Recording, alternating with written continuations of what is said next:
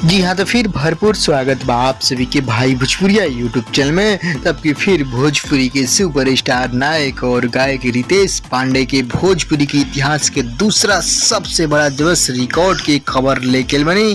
तो उनकी फिर भोजपुरी के इतिहास में पन्ना पलट के सबके पछाड़ दल बने, जब पर पवन सिंह जी भी ढेर सारा बधाई देख कैले बने ढेर नया खुलासा। जी हाँ, पवन रितेश के साइको से यहाँ फिल्म भी आवल बा, बस कुछ ही पल के दूरी बा। अब बहुत जल्द शूटिंग भी शुरू होकर बा। तो उनकी फोन कॉल के माध्यम से मीडिया सूत्रों द्वारा बड़ी नया अपडेट भइल बा।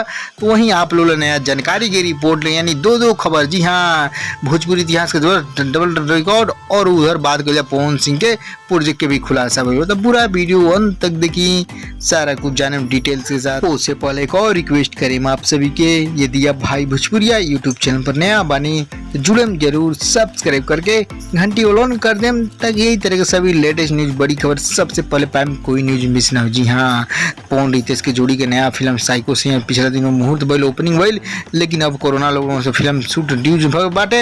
अब कहल जा उके भी खुलासा कर लास्ट में। पहले आप सब बुरी भी है गाना खबर जानी, तो उनकी म्यूजिक टीम फिर भोजपुरी इतिहास के पन्ना पलटवा दिल बा, पोस्टर जारी करे। जी हाँ, पिछला दिनों हेलो कौन एक ऐसा गाना रहे भोजपुरी के सबसे बड़ा हिट गाना साबित, जो मात्र 1.5 महीना में ही 700-800 मिलियन व्यूज क्रॉस कर, और अभी 800-850 मिलियन व्यूज भी क्रॉस कर। जी हाँ, वो तो भोजपुरी के सबसे बड़ा रिकॉर्ड। और फिर दोबारा ये नया गाना जो उनकी कह फिर पूर्वी बेयर लगातार हिट 17 दिन, जी हाँ 16-17 दिनों से first trending second trending up down करता, मतलब ट्रेंडिंग लिस्ट में शामिल बा। जी हाँ, ये सबसे बड़ा भोजपुरी इतिहास के रिकॉर्ड बा।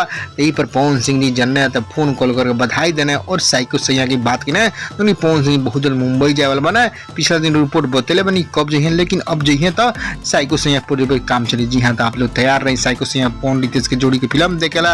आप लोग नया दो बड़ी खबर कैसा लगा, खबर जरूर पसंद। आप लोग साइको सैया के साथ साथ पूर्वी बेरे गाना सुननी है कि ना, बता दो। नहीं कि सुना ट्रेंडिंग लिस्ट में जाई बाटे बीच भी जरूर देख ली।